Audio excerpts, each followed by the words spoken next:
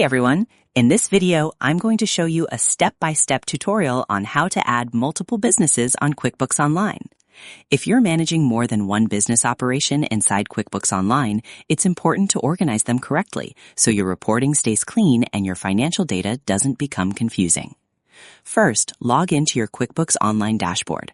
Before adding additional businesses, you need to enable the feature that allows you to categorize transactions by operational segments.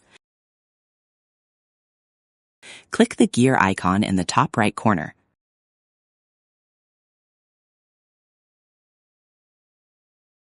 Under Your Company, select Account and Settings. Navigate to the Advanced tab. Scroll down until you find the Category section. You will see options for tracking classes and locations. Turn on Track Locations, and under Location Label, make sure to select the Business option. Then click on Save. Now that tracking is enabled, go back to the gear icon. Under Lists, select All Lists. Then click on Locations. This is where you'll create each business or division. Click New. Enter the name of the first business. For example, if you operate 2 brands under one LLC, you can name each brand here. Click Save. Repeat this process for each additional business you want to manage.